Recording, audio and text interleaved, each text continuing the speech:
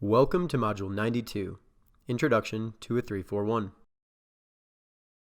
This module will give you a basic introduction to a 3-4-1, and will then take a look at team shape in the defensive phase and the attacking phase.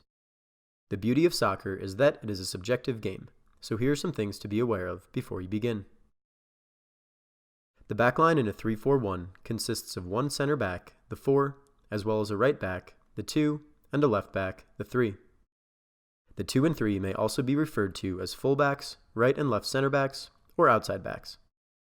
The midfield is first made up of two central midfielders.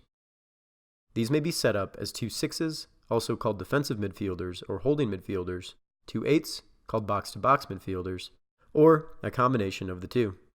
This module and the other modules in the 3-4-1 group will set up with one more defensive-minded holding midfielder, the 6, and a box-to-box midfielder, the 8. So, many will actually refer to the setup as a 3-1-3-1, but it's important not to get too caught up in the terminology.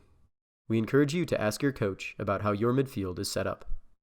We then have the left midfielder, the 11, and the right midfielder, the 7. Last is the 9, called the forward or the striker. Now that you've seen the general setup in a 3-4-1, let's look at their shape in the defensive phase, which should look something like this. We can first see the back line is in a compact shape, with the right and left backs tucked inside, funneling opponents away from goal. We then see that the midfield unit is also compact, with the 6 occupying the space in front of the center back. In some cases, teams may simply use two 6s in the defensive phase, but in this setup, the 8 plays just a bit higher. The 7 and 11 have both tucked in centrally, though if the ball is on their side of the field, they will commonly shift outside to be the first line of defense in a wide area. Last is the 9, who will act as the first line of defense and help shape play towards one side of the field while staying connected to the midfielders. We will further discuss defensive shape in other modules, but for now, let's take a moment to think about some of the potential defensive strengths and weaknesses of a 3-4-1.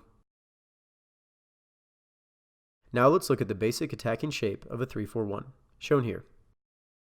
With this shape, we can see that the right and left center backs have pushed up, and the holding midfielder remains in front of the center back.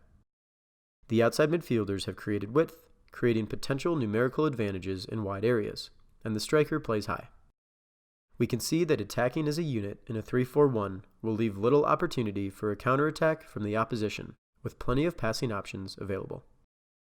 Before wrapping up, here are some attacking strengths and weaknesses of a 3-4-1, which can also be explored in other modules.